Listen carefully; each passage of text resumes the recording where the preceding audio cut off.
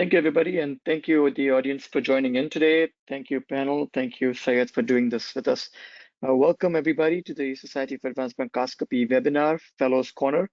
It's my utmost privilege to introduce Dr. Syed Naqvi, one of my first-year pulmonary fellows, to present at this Fellows Corner. We've had two prior presentations with my current fellows who've done the Fellows Corner, and this is my third fellow doing this, so it's an honor and a privilege to be hosting them, moderating them. So a little bit about Syed here. Syed is a dedicated physician, specializing in internal medicine, pulmonary, doing pulmonary fellowship right now, earned his medical degree from Dow Medical College in Pakistan, and completed his internal medicine residency at the RFUMS Rosalind Franklin here in Chicago. Contributed to several peer-reviewed publications indexed in PubMed. Active engagement in his medical community. Recently had several abstracts accepted for chest, ATS, and just gave us the good news yesterday that he had another abstract accepted to the ECBIP happening in Portugal later next month. So congratulations, Syed, on that. In addition to his several publications, he's also very active in doing outreach and community research through the RFUMS program. So congratulations, Syed, and welcome to your challenging case presentation. Over to you. Okay, so I'm starting with my case presentation. So this case is challenging diagnosis related to pulmonary blastomycosis mimicking organizing pneumonia due to overlapping pulmonary features. So let's start with this. So this is a patient is a 68-year-old female. She presented with a 50 pack-year smoking history. She presented to us for the follow-up on abdominal CT scan, and then the CT scan revealed persistent large geographic area of ground glass opacities with interstitial thickening in the right upper lobe with interval development of patchy consolidative opacities.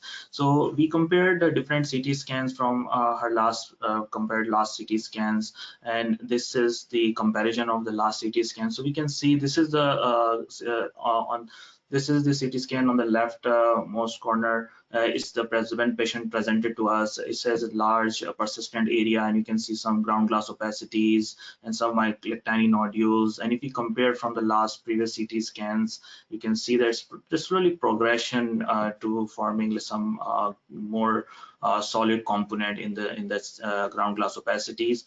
And then so patient is just a brief overview of the patient. Patient has a history of chronic obstructive pulmonary disease, gastroesophageal reflux disease, chronic cough, and exertional dyspnea. She also was using albuterol 2 to 3 times daily, and we recently started her on maintenance inhalers for persistent symptoms.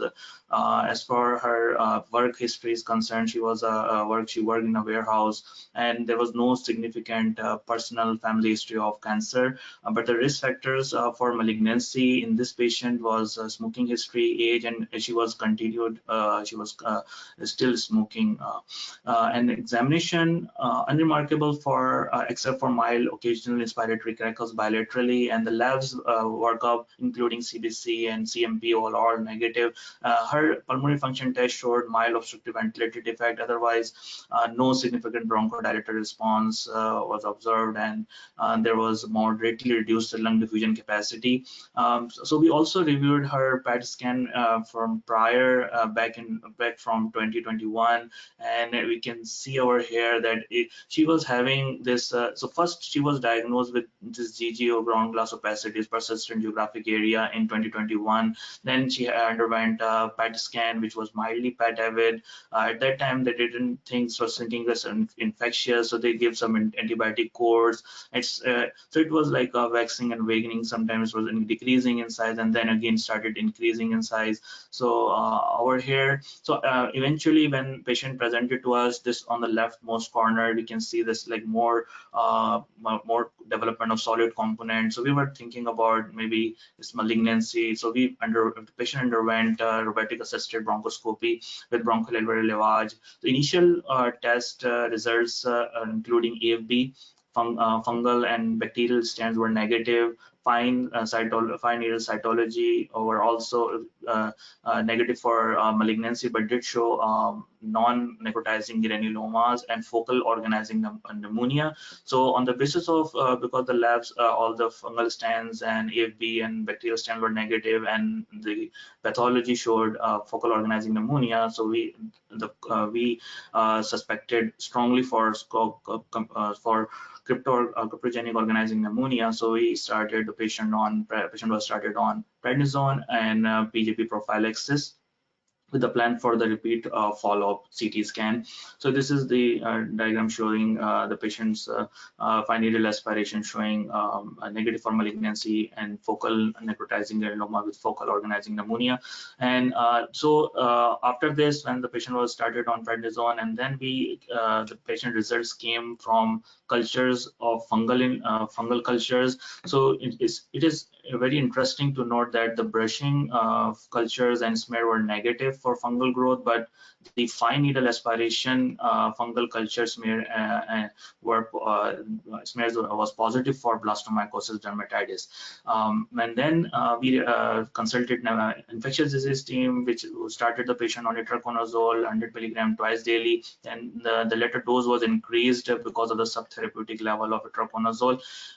Patient liver function enzymes were remain normal. Patient was also strongly encouraged to quit smoking, and patient tolerated that antifungal treatment very well. And later on the subsequent follow-ups, patient reported symptoms improvement. So let's begin our talk regarding organizing pneumonia. So I'm starting with organizing pneumonia, and then we will discuss, briefly touch what the secondary organizing pneumonia, and then we will go to deeply in the blastomycosis. So organizing pneumonia basically is divided, is a unique histopathological pattern of lung injury, is characterized by intra-alveolar fibroblastic proliferation and granulation tissue plugs. I will show this, what does it mean by intra-alveolar fibroblastic proliferation, because it's very important to differentiate this fibroblastic proliferation from UIP pattern in case of IPF or NSIP. And then so over here, so crypto-organizing pneumonia is when we labeled the person as COP, or previously was known as BOP, BOP. Organizing pneumonia, cryptogenic organizing pneumonia is usually due to unknown cause, but secondary organizing pneumonia is due to different other causes, including infection or any drugs. So blastomycosis as a cause of secondary organizing pneumonia. Blastomycosis, also known as Gilchrist disease, is a systematic pyogranulomatous disease infection which is caused by the dermatophytic fungal infection known as Blastomyces dermatitis. There are different species of Blastomyces I will discuss later. Blastomycosis primarily affect the lungs, but may disseminate to skin, bones, and other organs. Blastomycosis infection can trigger an organizing pneumonia-like pattern, and the fungal element elicit the immune response, leading to fibroblast activation, leading to focal fibrosis. And then over here, we can see that differentiation from cryptogenic organizing pneumonia is essential for appropriate treatment, because if we just start treating patient only for cryptogenic organizing pneumonia, so we can just treat with steroids. But later, if we patient is diagnosed with any secondary causes, so we need to treat the secondary causes. Like in our case with blastomycosis, we treated the patient with itraconazole.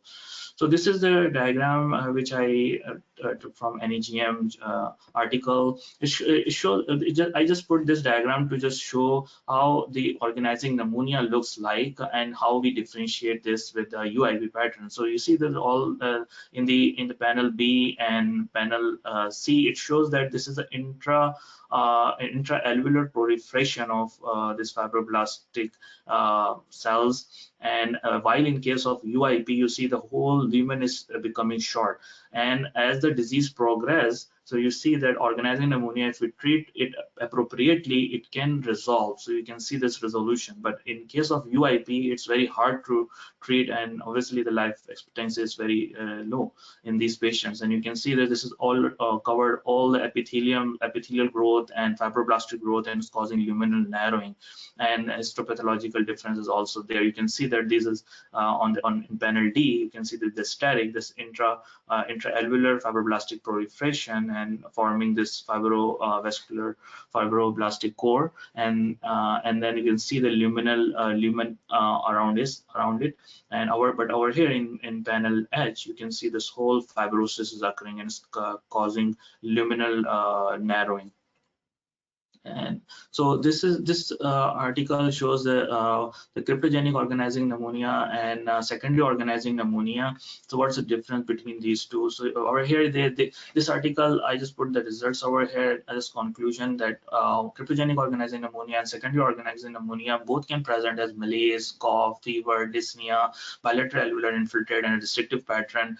And in these patients, if we do bronchoscopy will show BAL with lymphocytosis that were observed in 43.8% of the patient in this study.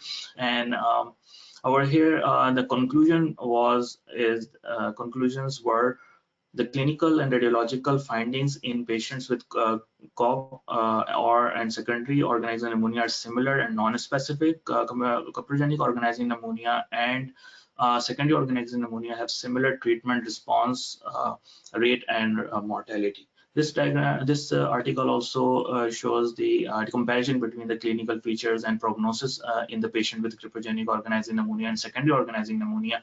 So in this study, there were no difference in age, sex, or lung function between cryptogenic organizing pneumonia or secondary organizing pneumonia, and there was no difference, group difference in the steroid use, 30-day, or in-hospital mortality rates, and rates of organizing pneumonia outcomes or recurrence. In this study, they found that infection is the main cause of secondary organizing pneumonia, and pleural effusion was more common in secondary organizing pneumonia group, but there were no difference in the clinical outcomes. So this is the diagram which shows the geographical distribution of different types of infection. So we can see that histoplasmosis, and there's some overlap between histoplasmosis and blastomycosis. You can see some in Wisconsin area. Although our patient was from Wisconsin, she was found to blastomycosis, but there are certain studies which show that the Wisconsin areas, blastomycosis is also common in Wisconsin area, but most commonly this histoplasmosis is common in Chicago, Iowa, and Indiana, Illinois. And if we see blastomycosis is more common in Oklahoma, Missouri, and Mississippi, and coccidioidomycosis is more common in Nevada, California, and Colorado. And these are all other infection it shows in this diagram. So epidemiology of blastomycosis is 1 to 2 cases per 100,000. Approximately 30% of forestry workers, Minnesota, Wisconsin, have serological evidence of prior infection. And then geographical distribution includes Ohio, Mississippi River Valley, St. Lawrence Rivers, Great Lakes region, and southern parts of United States and some Canada and parts of Canada. And exposure to wooded areas, riverbanks, and soil disruption during the outdoor activities like hunting and camping. And seasonal trends include high incidence during the warmer months.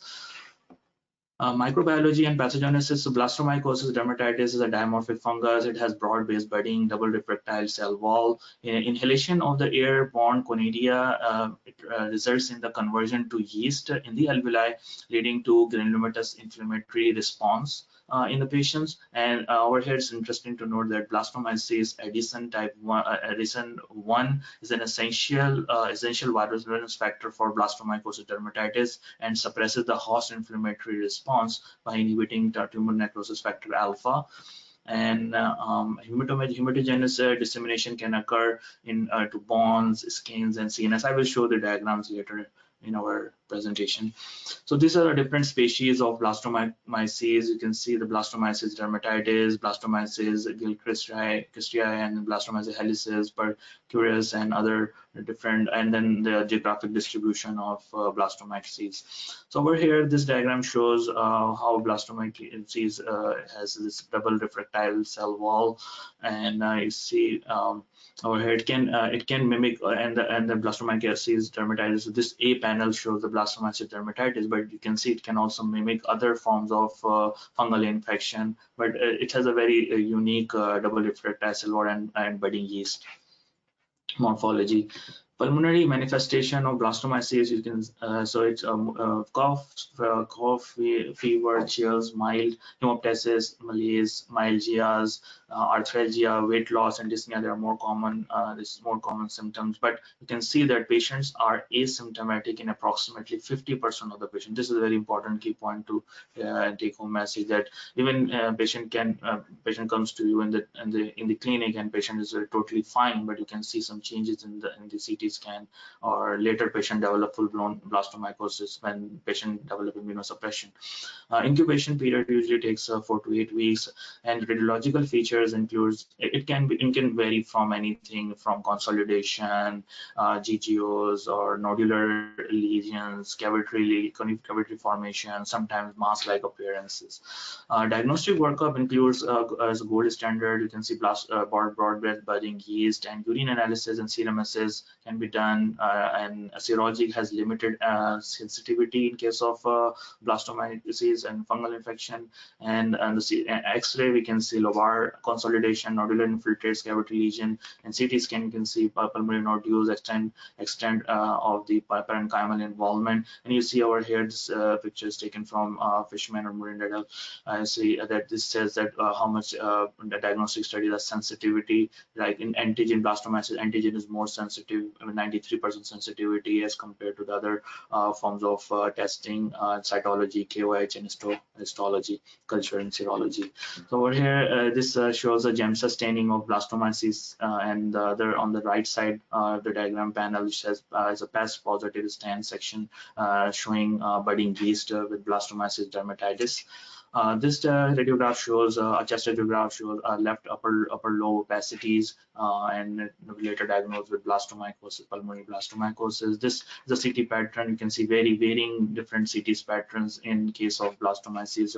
So you can see bilateral, reticular, reticunodular, alveolar, and interstitial opacities on the CT scan, axial view of CT scan. And over here you can see left upper lobe consolidation with multiple cavity lesions suspicious for necrotizing pneumonia. Over here, this is another, you can see the presentation is like a tree and bud opacities, worse on the right side. Extrapulmonary manifestation of blastomyces can involve skin, bones, and other side like genitourinary or even central nervous system. Disseminated disease requires aggressive treatment and careful monitoring. And you can see this how this blastomyces can affect the skin. You can see over here is an exudative ulcerative lesion, and over here you can see on the medial aspect of the right elbow, and you can see over here is the bone involvement causing osteolytic lesion of the distal humerus due to dissemination of blastomyces infection. Management of blastomyces includes so we need to see if the patient is in mild or to moderate disease. So it's better to start the patient on itraconazole, which is preferred agent, and we need to treat the patient for 6 to 12 months. And over here, you can if we can also treat the patient with the voriconazole or posaconazole can be used in the patients in whom the itraconazole is not tolerated. In severe disseminated disease, amphotericin B is recommended, particularly for the CNS involvement or life-threatening causes. And if, let's suppose, if ARDS occurs in case of pulmonary blastomycosis, then we can add methylprednisolone. Generally, the diagnosis is more favorable in case of if we start treatment earlier. That's why early diagnosis and treatment is important. And potential complication includes relapse, chronic pulmonary dysfunction can occur. And this is important that we can always think about although we treat the patient with itraconazole, the patient complete the course, but we need to always think about the relapse. So always keep an eye on that and follow-up strategy. That's why the follow-up strategies would be ensure complete resolution and monitoring of the relapse, and long-term pulmonary function monitoring is recommended. So in conclusion, from our case, what we have learned so far is the cryptogenic organizing pneumonia and versus infection, how to differentiate. The cryptogenesis is unknown cause, but it could be from secondary organizing pneumonia. It could be infection, like in our case, it was blastomycosis. So cryptogenic organizing pneumonia is an idiopathic inflammatory lung disease that often mimics in infection pneumonia. However, organizing pneumonia can occur due to secondary causes, including infection. For example, in our case, is blastomycosis. And importance of accurate diagnosis includes distinguishing cryptogenic organizing pneumonia from infectious causes is essential. And as misdiagnosis can lead to inappropriate treatment, Blastomyces-related organizing pneumonia requires timely antifungal therapy for effective management. And recognizing risk factors and endemic areas. So that's important to always keep in mind if the patient is coming from the area where the geographic prevalence of certain fungal infection is common, then you can always think and keep that in differential. Understanding the geographic distribution and risk factors for endemic fungal infections can facilitate early diagnosis and guide appropriate clinical decisions. Thank you.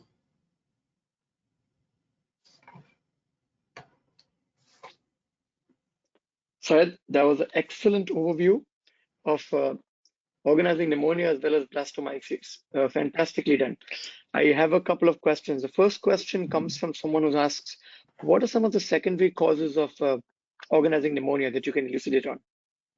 So secondary causes of organizing pneumonia could be infection, and it can be any infection, including bacterial infection, like Legionella can cause secondary organizing pneumonia, Streptococcus pneumonia even can cause organizing pneumonia, and certain viruses can lead to organizing pneumonia, including adenovirus. Even COVID virus can cause organizing pneumonia.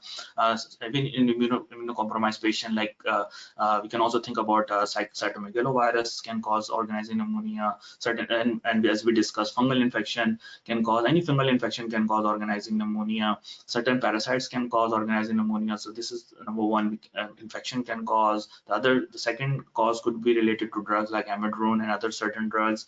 And certain connective tissue disease can cause organizing pneumonia. Even in the transplant patient can sometimes if you do the biopsy, you can see like organizing pneumonia in there. And certain even radiation injury can cause organizing pneumonia, and other miscellaneous causes include other autoimmune diseases and inhalational injury, you can see we had the Los Angeles fire. It can also lead to, if you see the patient developing these like patches and stuff. You can think about that. So that was the comprehensive. Certain hematological malignancies can cause it, as well as autoimmune and connective tissue disorders can cause. So it's very comprehensive and very well done. I have a question for you. I don't remember if you were the fellow with me or not for this case, but if you were to look at the CT scan, the slow progression of the GGO pattern, and you're right, blasto can present as the great masquerader as a mass, as a reticulonodular infiltrate, as fibrotic pattern. It can be interstitial pattern, anything. But if you had looked at the CT with me with the GGO pattern with a solid component, what would your thought process be? And would you do the same thing or not? And what are your differentials for this CT only? Yeah, so for sure, I think when I saw those CT scans, my first thought would be because I saw the GGO and there's some solid component in there, so I always think about malignancy and differential, especially adenocarcinoma, because it can be like GGO and then convert to solid component and can form that. So it was always in my should be always in my differential. But and especially in the other thing we can think about HP we can put in differential sarcoidosis we can also put in our differential. And as I mentioned, like especially like we now after reading about this blastomycosis, I always put like geographical distribution of any fungal infection. Always think about infection as well in the Very differential. good. And sarcoidosis was well said by you. So sarcoidosis, of course, adenocarcinoma was on my top differential as well, but sarcoidosis is something that you think about besides infection as well for this kind of presentation. So well done. And a very timely presentation. And I loved your preparedness. You did a very comprehensive overlay, and you could not overstate the significance of having not just cryptogenic or idiopathic, but also secondary causes in your mind, and not just treat with steroids, but hunt for the cause if it's an unexplained pattern. So well done, Syed. And again, thank you attendees for attending this webinar, Fellows Corner. As you've seen on your screen, there are several other upcoming SAB events that we would encourage you all to join, including webinars, calls, as well as the ATS meeting happening in May to meet the SAB booth and corner. So thank you again, guys, and see you again for the next talk. Thanks, Syed, for doing this. Thank you so much, Dr. Babadan. Thank you, Nili. Of course.